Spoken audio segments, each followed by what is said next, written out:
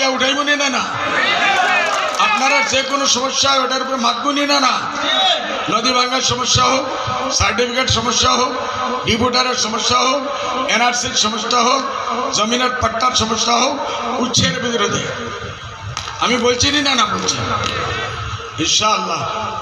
এবার আমরা দুইজনে দুই ভাইয়ে ওনার আব্বারে আমির শরীয়তকে আমি আমার আব্বার মতো ভাবতাম।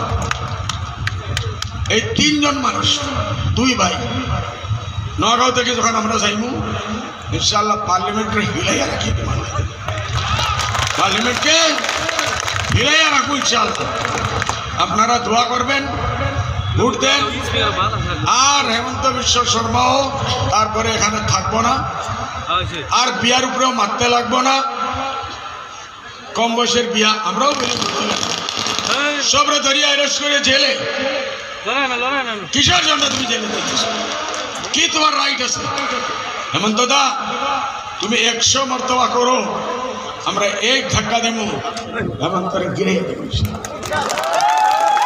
2026 আসতেছে হেমন্ত দা, বেশি বাহাদুরি দেখাইও না, আমাদের মসজিদের বিরুদ্ধে হইও না, আমাদের আজানের বিরুদ্ধে হইও না, মা বোনের পর্দার বিরুদ্ধে হইও না, মা বদির বিয়ার বিরুদ্ধে হইও না, মা বোনের তালাকের বিরুদ্ধে হইও না, আজানের বিরুদ্ধে হইও না। যারাই আগে বড় বড় লিডার এই জিনিসগুলোর উপরে হাত দিছে, আজকে এর নাম লেনেওয়ালা কেউ নেই। ইনশাআল্লাহ 2026-এর পরে আপনারও কেউ নাম লেনেওয়ালা থাকবে না। আপনি রাজত্ব করেন ইনসাফের সাথে, হিন্দু মুসলিম সবার সঙ্গে ইনসাফ করেন। আমরাও মানুষ। আমি 1 বছর আগে বলছিলাম ডক্টর হেমন্ত বিশ্ব চেয়ারম্যান করি যে ঈদের সময় 3 দিন যখন আমার মানুষগুলা না থাকে গুয়াহাটির কবরস্থান হয়ে যায়। এইবার ঈদের দেখাইছেন না, এইবার ঈদের দিন দেখাইছেন না, এই কথাটা মানিয়া যাও ভাই হেমন্ত সাহেব। আপনি বাইরের মাছ কতদিন খাইবেন? বরফের মুরগি কতদিন খাইবেন? চালানি মাছ খাইব কেউ? তাজা মাছ লাগে তো, বরপেটার মাছ লাগে তো, নগাঁওর মাছ লাগে তো। ইনশাআল্লাহ যারা এটার বিরোধিতা করবো এরা বাবরি মসজিদ 500 বছর পুরান আমাদের এক অর্ডার উপরে ভাঙিয়ে দিল এই মোদী সরকারে। এখন এটার উপরে মন্দির বানিয়ে দিল। যে আপনারা মানতেছেন এটা?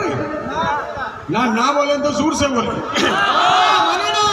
মন্দিরকে রাম মন্দিরকে মানতেছেন? আমরা কিয়ামত পর্যন্ত এই দাবি আমাদের থাকবে,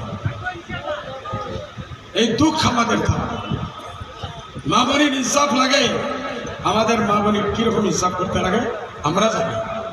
কোনো হেমন্ত সাহেব বুঝাইতে লাগবে না। ন্যায় লাগে, ইনসাফ লাগে। এই ইনসাফ কিরকম হইব? আমরা কোরআন হাদিসের রশনিদ, কোরআন হাদিসের মামলা আমরা আলিম ওলামারে জিজ্ঞাসা করিয়া আমরা শরীয়ত মতো চলব।